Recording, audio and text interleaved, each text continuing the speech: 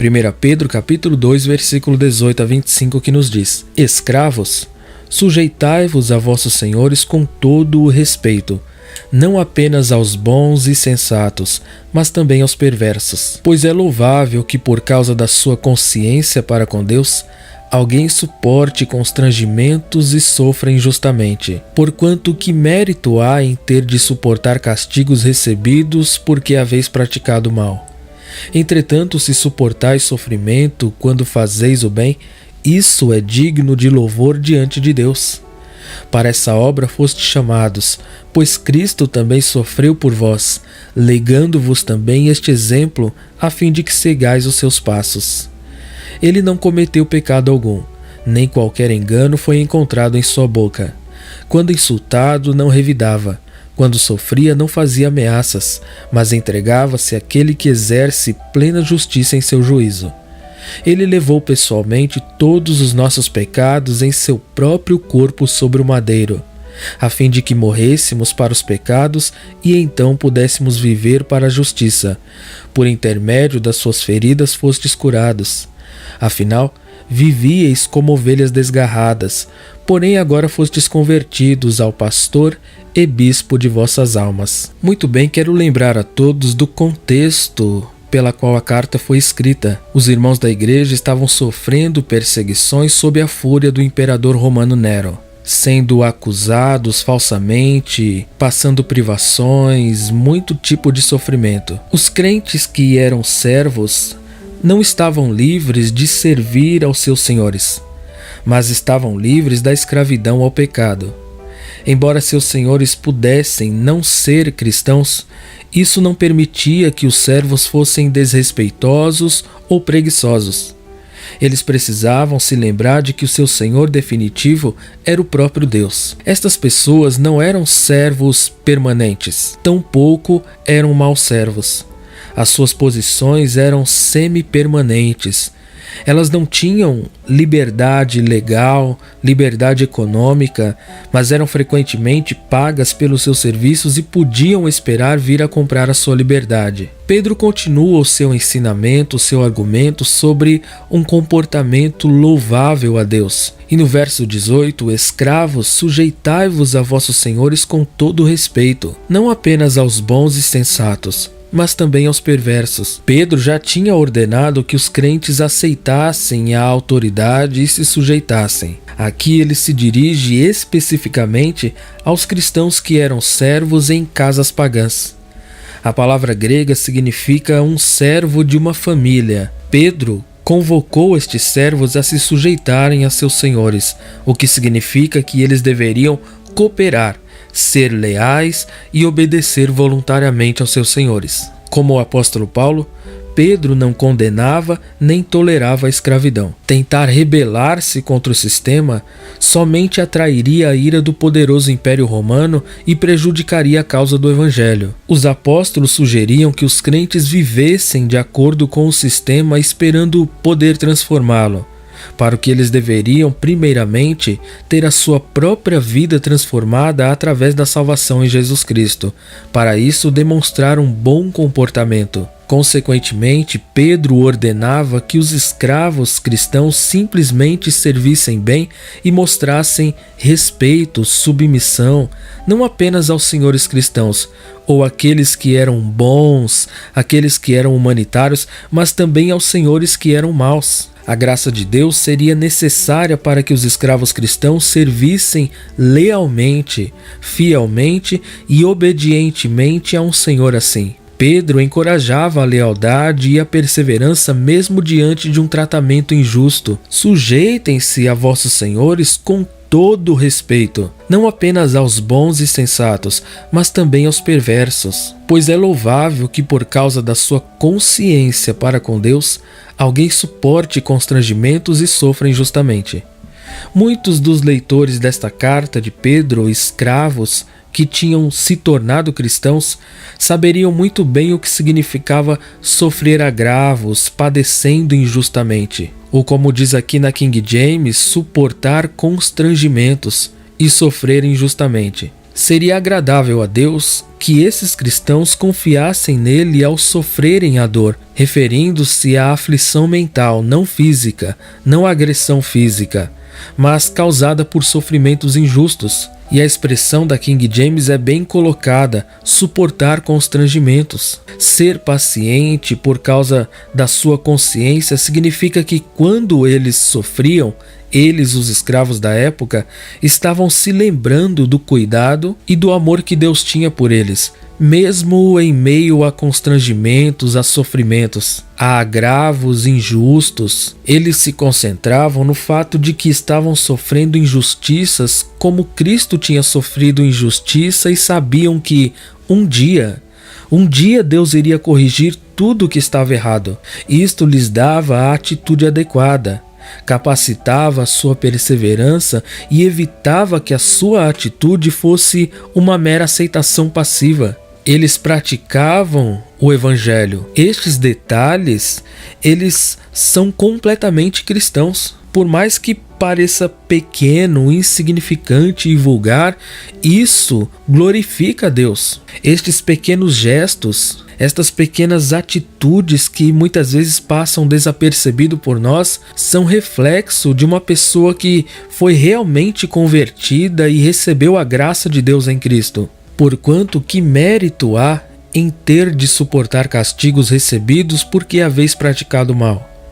Entretanto, se suportais sofrimento quando fazeis o bem, isso é digno de louvor diante de Deus. Embora suportar a dor de um sofrimento injusto seja louvável diante de Deus, não há nenhum elogio especial por suportar pacientemente o castigo que é merecido. A palavra aqui, suportar castigo ou esbofeteado, significa atacar com os punhos, literalmente.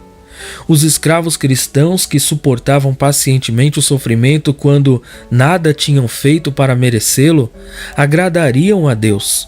Entretanto, se eles sofressem por ter pecado, então não teria nenhuma glória, nenhuma justificativa. Se vocês suportam sofrimento quando fazem o bem, isso é digno de louvor diante de Deus. Para essa obra fostes chamados, pois Cristo também sofreu por vós, legando-vos também este exemplo, a fim de que sigais os seus passos.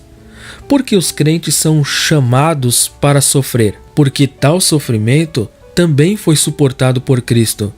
Jesus tinha dito a Pedro e aos outros discípulos na última ceia: não é o servo maior do que o seu Senhor.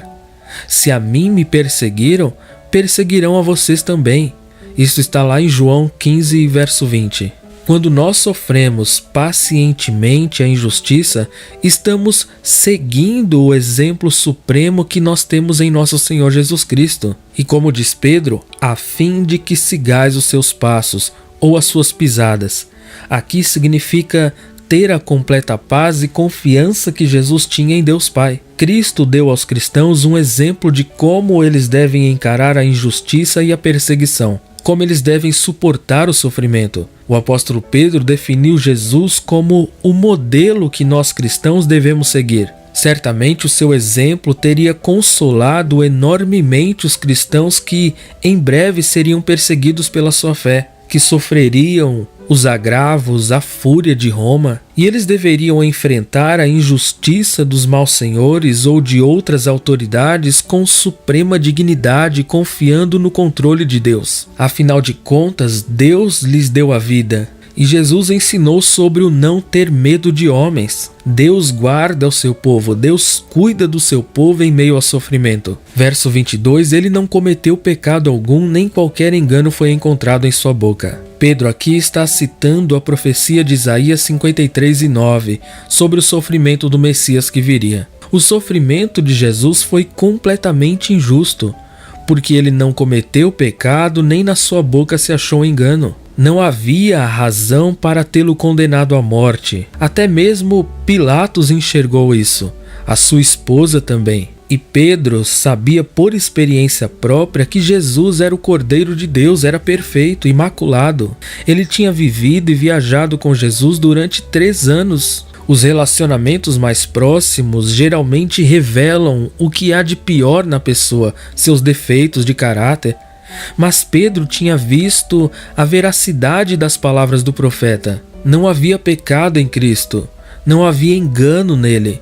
Jesus foi completamente isento de pecados, tanto na sua vida como nas suas palavras. Verso 23, quando insultado, não revidava. Quando sofria, não fazia ameaças, mas entregava-se àquele que exerce plena justiça em seu juízo. Esta é outra alusão a Isaías 53, desta vez no versículo de número 7. Ou seja, ele foi oprimido, mas não abriu a boca. Como um cordeiro foi levado ao matadouro, e como a ovelha muda perante os seus tosqueadores, ele não abriu a boca. Jesus não injuriava nem ameaçava.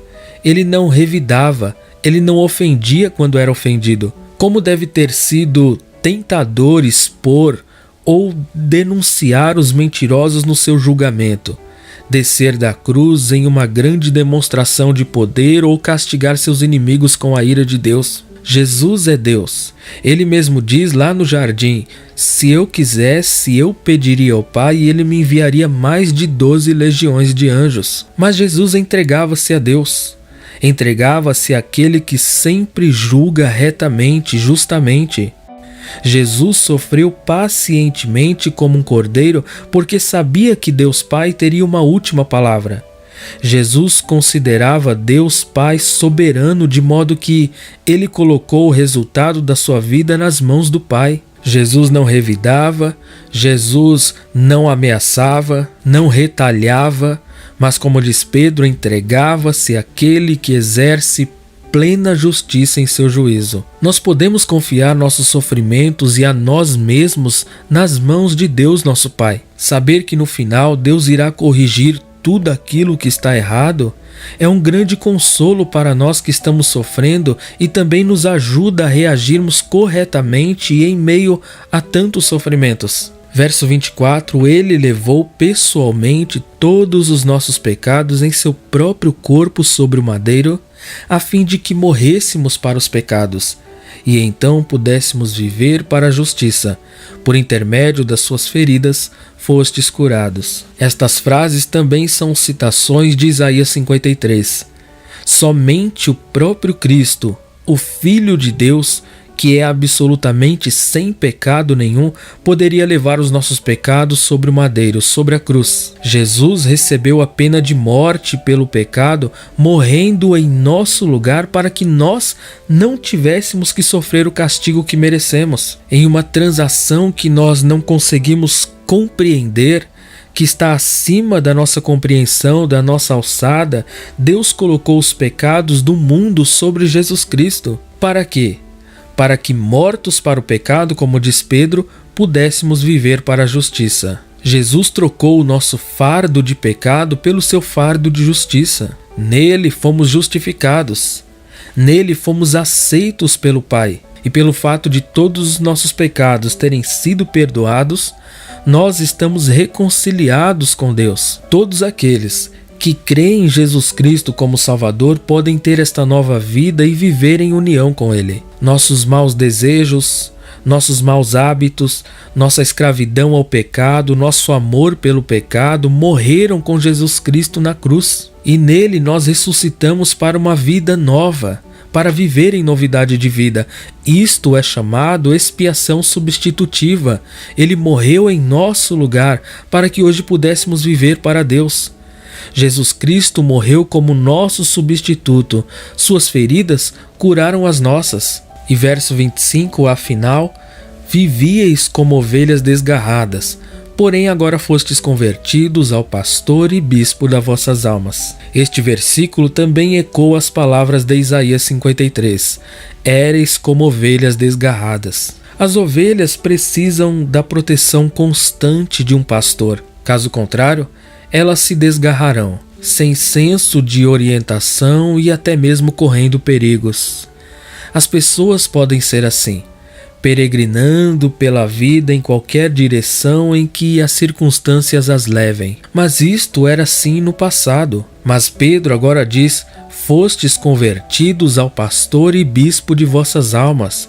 superintendente das nossas almas. Na conversão, cada um de nós deixamos de seguir o nosso próprio caminho, que é o caminho do pecado, o caminho da morte, da perdição. Pedro descreveu Deus, nosso Pai, como um pastor que cuida incansavelmente, ininterruptamente do seu rebanho, orientando-os, protegendo-os, quaisquer que sejam as provações, as privações, os sofrimentos, as aflições, as dificuldades que o rebanho vem a enfrentar.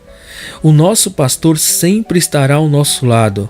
O bispo das nossas almas irá nos proteger e nos selar para a eternidade. Estas coisas são motivos mais do que suficientes para que nós coloquemos toda a nossa vida nas mãos de Deus e, enquanto estamos aqui, possamos viver como lhe agrada, glorificá-lo numa vida íntegra, numa vida de piedade, de justiça, seguindo as pisadas do nosso Senhor. Jesus jamais deu motivo para isso, para ter sofrido, para ter sido acusado falsamente, para ter sido agredido, para ter sido crucificado.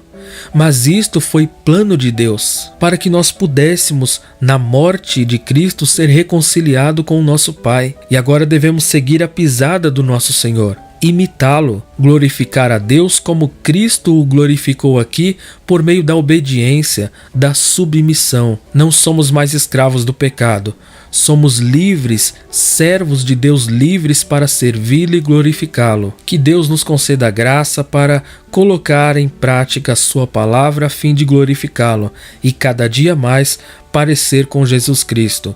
Que o Senhor lhe acrescente neste dia, por meio da palavra, mais um pouco de fé, mais um pouco de conhecimento e que fortaleça o teu coração. Daremos continuidade ao nosso estudo. Sem mais, fico por aqui. Que Deus em Cristo abençoe a todos. Um forte abraço.